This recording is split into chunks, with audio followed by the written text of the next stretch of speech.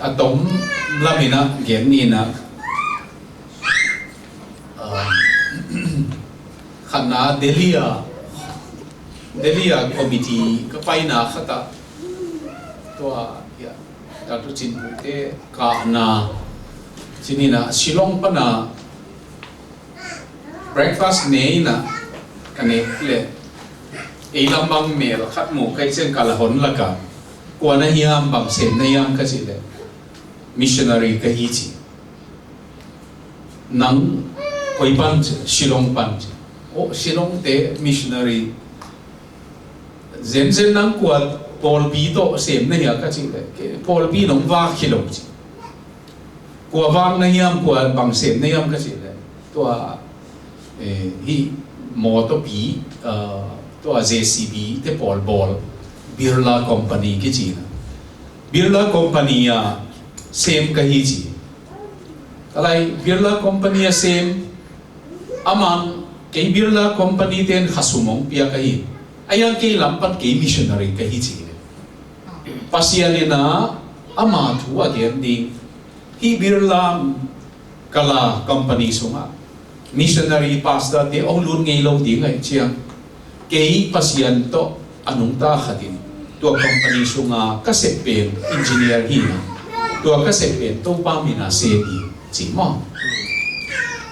ami de ong pian thak pa ding chi na hi lo a lei hoi lei bol ding chi na hi pian hak sat ni kho nop ni kho a dia dia ka i chi mo tak chiang mo bang pasian hi le zong mi ki hong ki ne go velor ki ji Christian hospital la ki zong ki em sa ka pai a ki a ding pepeu le a chi mo pepeu biakin alai zanga to velor hospital lai zanga biakinomina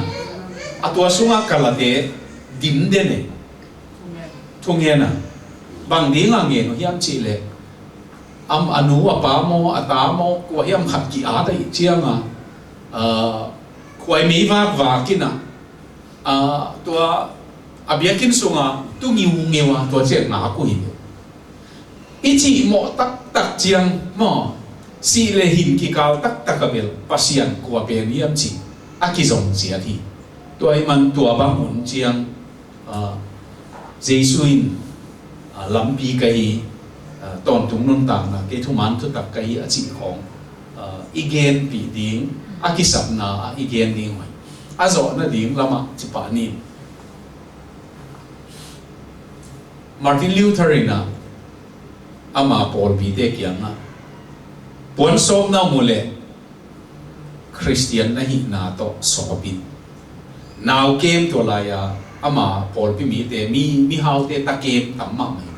now came na yule Christian na hi na to kem lo kho na mule Christian hi na to lo wat tak khong i set kem pe pen pasian mi te gam tan bang gam ta di chi ve pasian mi te gam ta bang gam ta di nang nong ket dan tuam ve o amy siama khatina muslim naw nei ding no bi khat anaw thum na hita phal biza na naw nei ding a ke naw su na muna to pe naw zo suwa anaw su zo chiang a anu bi zong aman tuilum to so naw nge zong so banga pu asake pon lum ma to tun sake to tenga sep zo chiang a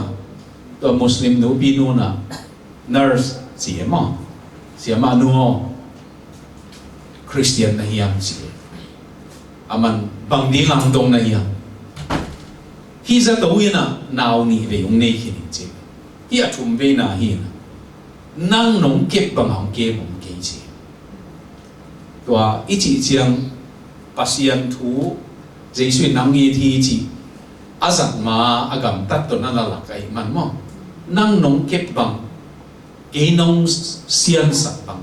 nong ki lo bang kata nong i sak bang to bang nong kep pen Christian hinite kachi che to ai man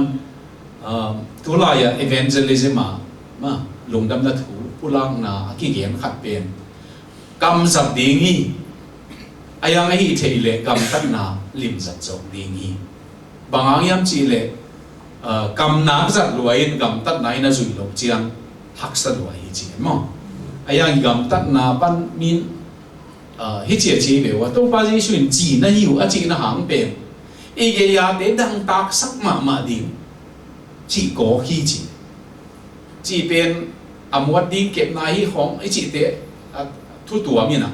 chỉ pe pe anh ấy thế na adam ta cái mọc chiang à nắng chỉ còn tí cái mi khát tua hi le tua bên dang ta ma đi tua chiang à nang à le cái kỳ vọng kỳ biểu ông chỉ hồn ông đi tua tắc chiang à hi pe mà chỉ à ghét bị đi mo tua dan pasien ni na tua bang hon sak na ding zong thu ngen hol le ki hong ma ka zo na van leng tua ki nu nga khat to mi kam nu nga khat to tuang khom khai atomina jing khwa ong wa ka ki hu na ka ho kian le tua nui na ong ngen ni na good morning Philippines ong chi pai hey pan ke yo ông thấy số kinh như thế, cái gì mới mà kia à? Cái ông bay nó cầm thấy số kinh như thế, thấy mà những chỉ bài mà cái để cầm khen biểu khen rồi chứ là India khen gì rồi chứ là no như thế này, à đó là India cái gì bằng hi đi ngang bay này làm gì, London là lên tu đek ta cái gì mà, Giêsu thu gen cái gì na, cái van lên tuan mình bên Giêsu ít tên ông biak say. Heathrow Airport à mini nong na muak dingin tua te jong ka ki mu pi nge hi ke ayang Jesu ite amana lamdang sai be to be ken kain pana pain zatowa kai klinika ha bang za hiam va boti to zo chen ki kin a jing chang pai ki kin ha bot ki kin tua be be ding kanun ta na tua be ding yam chi a chim ta ki tang che be ma năng á biển nông nghiệp trên nộp tuột lúa chi em mà ama kia mà tua Giêsu biển năng rong để nó thay để cái chỉ chẳng để nó nuông lúa một nuông lúa mà nề nuông lúa cái gì tống chỉ cái gì hàng mà i pasien thu i gen đàn lệ ấy mà atang pi thui na again hak sai ayang mo chỉ na hong pa na dam na ding gen pai ma ai ma bang mo na dam na ding ka gen hak sa na hilo eya confidence om ding ki sam ma pasien ni na I kam mo wa nu me no khatina naman pha adam na ding mo kapu pen Samaria pai le kam sang pai na thu nge sak le dam ding I chim ho ke ve asin la nui na to asila na upang kamal zanga as naman generalina azak chianga pai mo kina damai be mo to anu gen pe tam gen hilo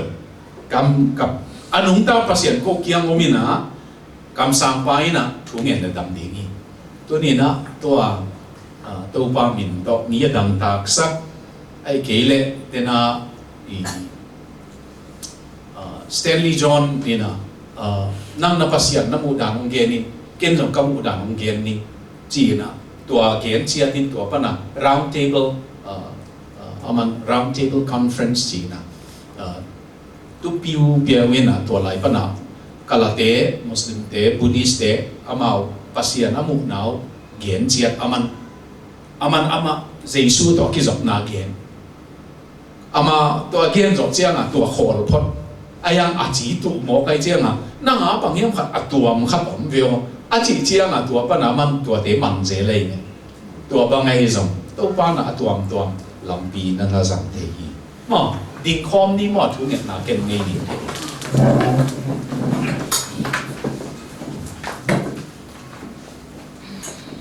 papa sian mo nai na ong zat no toy mang pai nong zat no kom kala asiam tho anung ta awang lian pasianin ko te bel man pha bel lim chi le naman pha he pe wa zak tak dinga ong zang nuam na hi manin na kya nga lungdam thu kong tunuhi Amen. kanun ta nau abesa kum sa nga siang tho zo do ma bangin ka del dingu nang ma min to up na ai zong kilem na ai zong do ma bangin ha gam tat pha hi zong mi dang te i na hi zong do banga del ding na pha te del thei ding in zong thu a hong pia in Amen. gal do na pha ado thei ding in gal ka muan huai lungdam na thu a dinga azak ta lungdam na thu a dinga gal ka muan huai i thei ding in zong thu a hong pia in Amen. ko ding tu ni ka ki khop nau nong zo pi lungdam ko in jing chiang thai chiang ka hun nei te khe peu aman pha pen hong sang sak lai ding lunggol na to na khuta ki kem sakin ka hon pau jesu minin na kiam ko ngen to pa pasien Amen.